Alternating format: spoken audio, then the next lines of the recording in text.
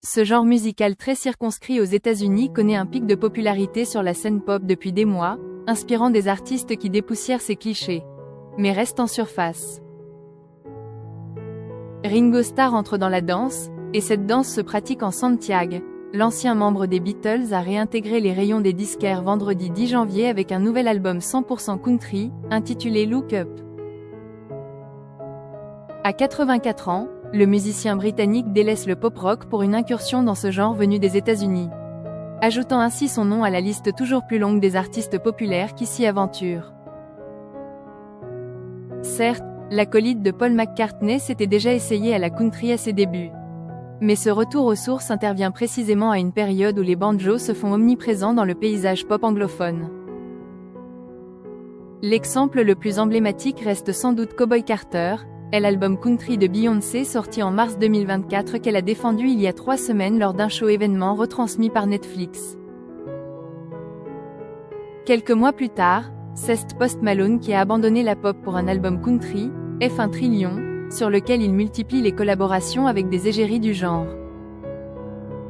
Le rappeur américain Shaboozey a quant à lui passé 19 semaines en tête du hit parade américain, un record historique, l'année dernière avec Abar Song, Tipsy, un titre résolument country.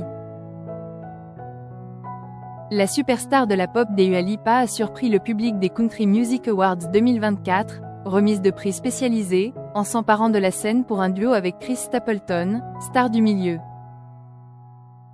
Enfin, Lana Del Rey a annoncé que son prochain album s'inscrirait lui aussi dans cette mouvance, ajoutant « L'industrie de la musique se dirige vers la country, et, nous aussi ».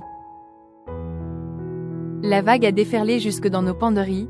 Au printemps, Vogue France avait annoncé que la tendance western serait le phénomène mode de l'été. En témoigne l'esthétique adoptée par Bruno Mars et Lady Gaga dans le clip de leur duo Die With A Smile, carton de la rentrée.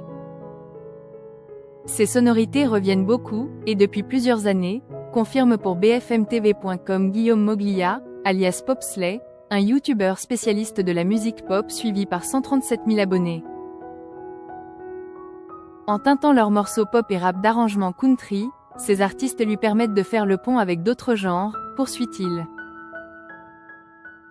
Opérant ainsi une modernisation de cette musique associée à la ruralité. Car loin des paillettes de la pop, c'est du côté de l'Amérique profonde que la country music, littéralement, la musique du pays, trouve sa source. Goodbye Los Angeles, Hello Nashville. La country est née d'un mariage entre deux pôles associés, comme le résume pour BFMTV.com Arnaud Choutet, spécialiste du genre et auteur de Country Americana, un panorama en 100 disques essentiels, à paraître le 25 avril prochain aux éditions Le Mot et le Reste.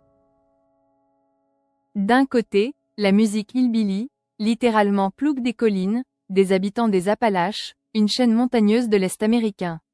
De l'autre, le western swing, aux racines voisines, associé aux cowboys et aux légendes du Far West. Les choses se sont structurées avec l'époque moderne et les enregistrements, dans les années 1920, indique le spécialiste. Un siècle plus tard, c'est Nashville, dans le Tennessee, qui fait office de mecque de la country. Et cette musique traditionnelle occupe toujours une place prépondérante aux États-Unis. Fin 2024, elle était le 3e genre le plus populaire du pays auprès des utilisateurs de plateformes de streaming, derrière le rock et le hip-hop mais devant la pop, selon Statista.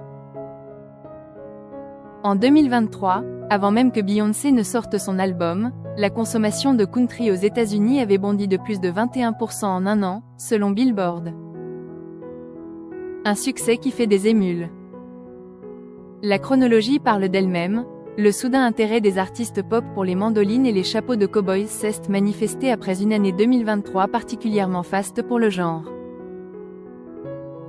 Elle avait été marquée par les cartons de toute une nouvelle génération d'artistes country qui avaient monopolisé les premières places des classements outre-Atlantique. Luke Combs, Zach Bryan. Mais surtout Morgan Wallen, dont le disque One Thing at a Time était resté en tête des ventes durant 19 semaines. Soit la meilleure performance musicale pour un album aux États-Unis cette année-là, tous genres confondus. Dans la mentalité américaine, ce sont les chiffres de vente qui définissent si un artiste est bon ou mauvais, analyse Arnaud Choutet. Or, Aujourd'hui, les parts de marché de la country sont énormes. Les stars de la pop ont peut-être aussi été inspirées par Lil Nas X et son carton planétaire surprise en 2019, Old Town Road. Le titre est devenu incontournable, au point de battre un record de vente détenu par Mariah Carey depuis 25 ans. C'était un momentum, se souvient Guillaume Moglia. C'était grand public, ça mariait le rap et la country. Ça a fait le pont entre les deux genres et servi d'introduction à une audience plus jeune. Je pense que Taylor Swift, aussi, a beaucoup aidé à populariser le genre, note par ailleurs le spécialiste. Il rappelle que la superstar de la pop, devenue milliardaire LAN passée grâce à une tournée planétaire au succès phénoménal, a fait ses débuts dans la country il y a déjà près de 20 ans. C'est la plus grande artiste féminine au monde, et elle a commencé dans la country, soufflait ainsi le président de Sony Nashville à Billboard il y a quelques mois. Je pense que du côté des labels, ce paramètre ne accent aigu chape à personne. Conservatisme et égérie blanche. Course au succès, appât du gain, opportunisme? Peut-être, mais pas seulement.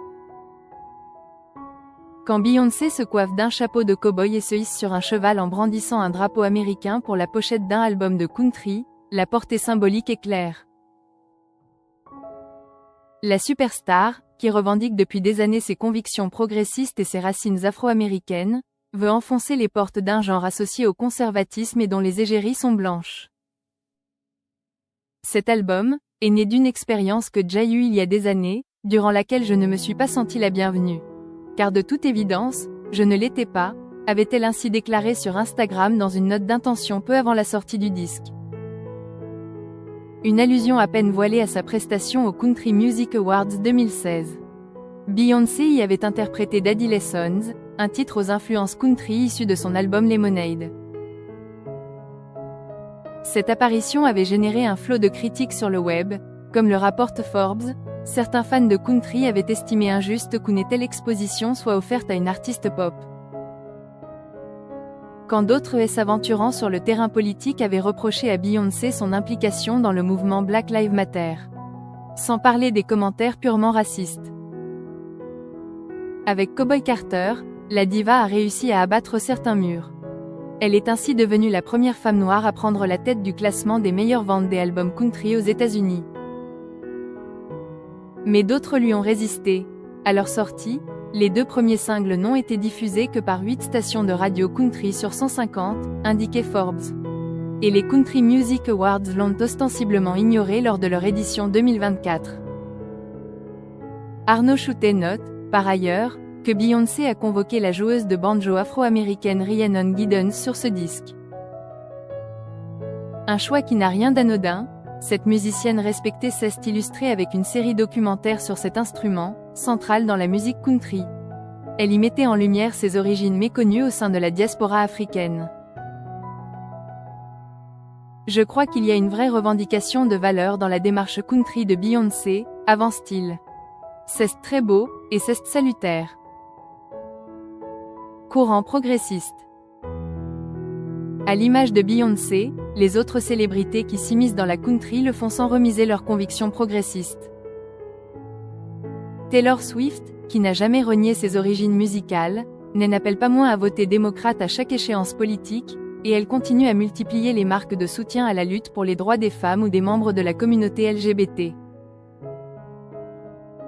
Lil Nas X, ouvertement homosexuel, affole l'Amérique puritaine avec des clips dans lesquels il offre des lap-dances au diable en personne. Ce qui rappelle que la country, souvent caricaturée, n'est pas l'apanage de l'Amérique conservatrice. Il y a des valeurs dominantes à Nashville, un bastion qui voudrait être hégémonique, mais qui ne l'est pas, assure Arnaud Choutet. Car il existe des courants très progressistes, et il y a des artistes qui s'expriment dans la country avec une certaine résistance, voire une colère de devoir s'assujettir à une pensée unique. Phénomène éphémère. Pour autant, le spécialiste observe d'un œil circonspect l'avènement de la country sur la scène pop américaine. Il prédit un phénomène éphémère, et rappelle que c'est le propre de la variété d'être touche-à-tout. La pop utilise des artifices. On va apporter une coloration country, en se satisfaisant de quelques clichés comme le banjo, histoire de se divertir.